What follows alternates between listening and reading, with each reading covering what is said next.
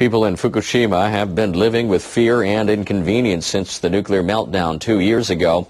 They hear daily news about leaks of radioactive water at the crippled power plant, and many still can't go back to their homes.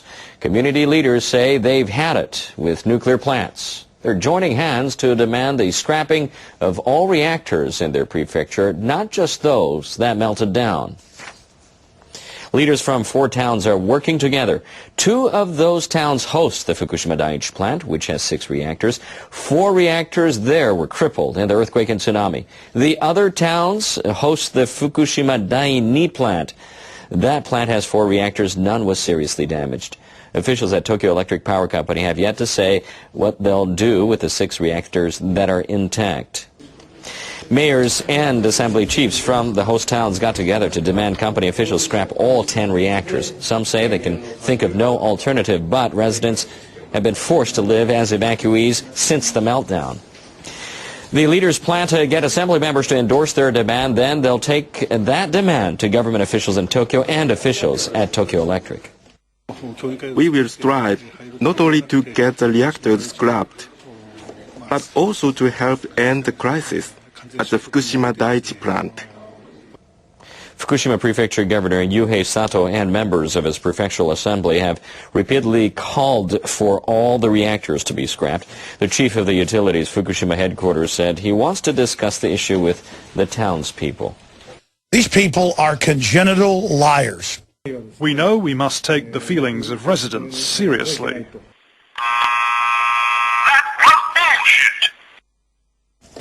But he said company officials can't reach a conclusion right now because they need to weigh both local views and the nation's energy policy. But no one weeps for the mass, for its life is worth less than 0.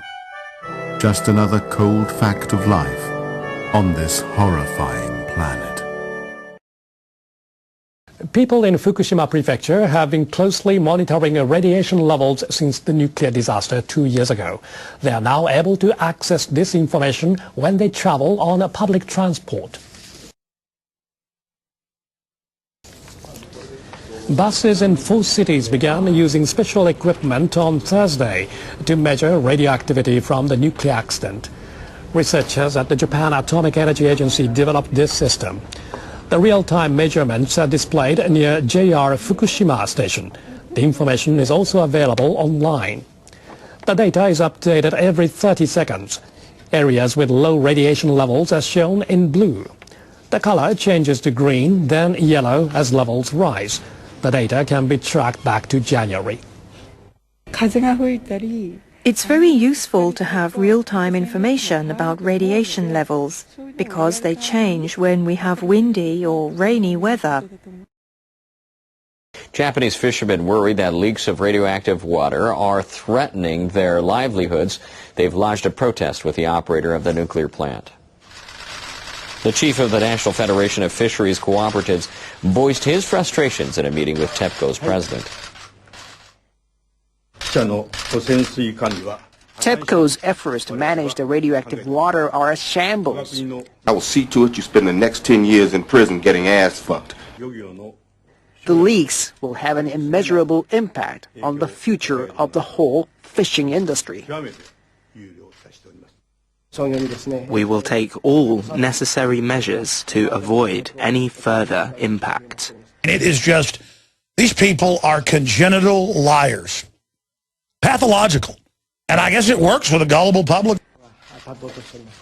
The fishermen had resumed some fishing off the coast of Fukushima, but the leaks have forced them to stop. Hirose said TEPCO plans to install more durable storage tanks at the plant. It's another bullshit experiment. The Japanese government is trying to assure farmers that the country's negotiators at the Trans-Pacific Partnership Free Trade Talks in Brunei acknowledge the sensitive nature of agricultural products. Government officials held a briefing for members of Japanese industry groups and other organizations on the process for the TPP talks. The officials told the participants that the 3 most difficult areas for negotiation are intellectual property, environment, and competition between state enterprises and private sector firms. Members of agricultural groups asked the delegation to discuss tariff elimination for farm produce separately from that for industrial products. Government officials sought their understanding, saying the negotiators recognize the importance of the farm products involved.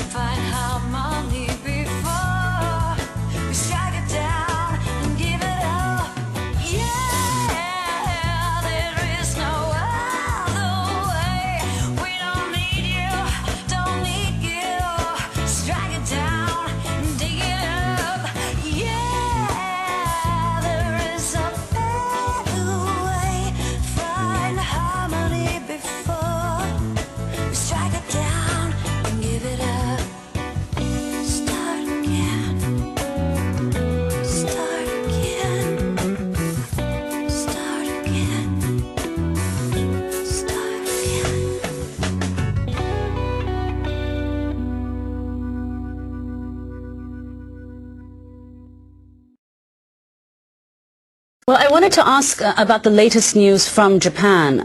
Japan's nuclear regulator said today it has officially raised the severity rating of the latest radioactive water leak at the crippled Fukushima nuclear plant to level 3 on an international scale for radiological releases.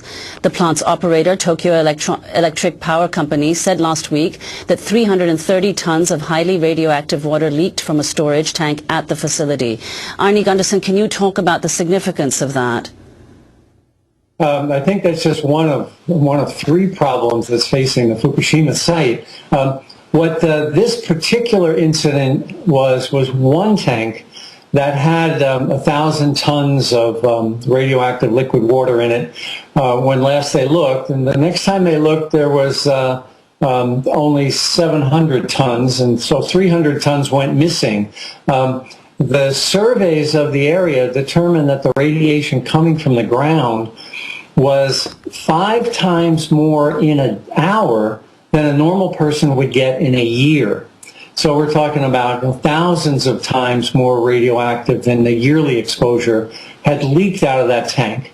And that was the basis for the decision to call this a level 3 accident. One leaky tank out of a tank farm of 700.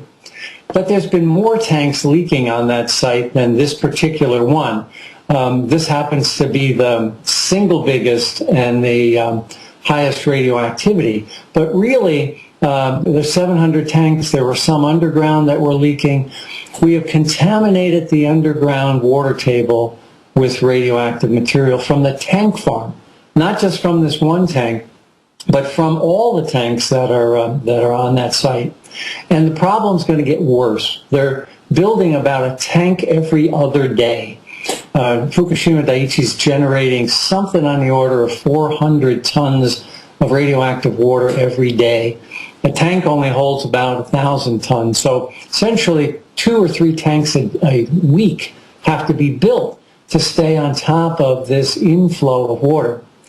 The other problem, the biggest problem, is that it's continuing. The radioactive water is leaking out of this plant as fast as it's leaking in. So you've got something on the order of 400 tons to maybe even as much as 1,000 tons of water a day leaking off of the mountains around Fukushima into the basement of this plant. Well, the basement's highly radioactive because the containment has failed, and radioactive material is leaking out from the nuclear core into the other buildings. That's being exposed to this clean groundwater and making it extraordinarily radioactive. Arnie Gunderson, we want to thank you very much for being with us. Former nuclear industry executive who's coordinated projects on numerous nuclear plants around the country. Now an executive at Fairwinds Associates. And we thank you so much for being with us. This is Democracy Now! Back in a minute. One of the country's oldest and most controversial nuclear plants has announced it will close late next year. On Tuesday, the nuclear plant operator Entergy said it plans to decommission the Vermont Yankee nuclear power station in Vernon, Vermont. The site has been the target of protests for decades and has had a series of radioactive tritium leaks. In 2010, the Vermont Senate voted against a measure that would have authorized a state board to grant Vermont Yankee a permit to operate for an additional 20 years. Vermont Governor Peter Shumlin welcomed news of Vermont Yankee's decision to close. This is Governor Shumlin speaking to Vermont Public Radio on Tuesday. They're not economically viable. You know, I spoke with both Bill Moll, who's the president of Entergy Nuclear, and the new CEO, Leo Denault of Entergy Louisiana. And, you know, they've made the right decision. They've made the right decision for Vermont. They've made the right decision for Entergy. And what I said to them in those conversations was that, you know, we've obviously had very strong disagreements in the past about the future of the plant.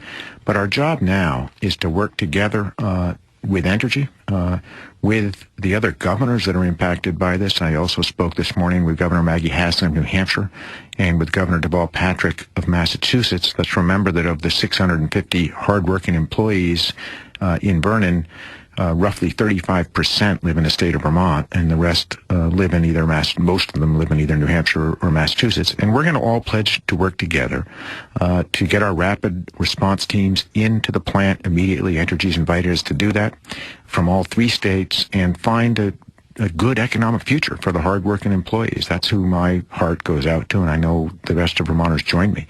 The Vermont Yankee plant has been the site of scores of anti-nuclear protests since its opening in 1972. The closure leaves the United States with 99 operating reactors. For more, we go to Arnie Gunderson, former nuclear industry executive, who's coordinated projects at 70 nuclear power plants around the country. He provides independent testimony on nuclear and radiation issues to the Nuclear Regulatory Commission, the NRC, congressional and state legislatures, and government agencies and officials in the U.S. abroad. He's chief engineer at Fairwinds Associates. Arnie Gunderson, welcome to Democracy Now! This is a tremendous victory, well, for the governor himself, who actually as a state legislator was opposed to the nuclear plant in his own district, as well as the thousands of people who have been protesting this nuclear power plant. Can you talk about the significance, how this was finally shut down? You know, it certainly is a victory for the legislature in Vermont. You remember that vote back in 2010 was 26-4. It was pretty darn near unanimous to shut the plant down.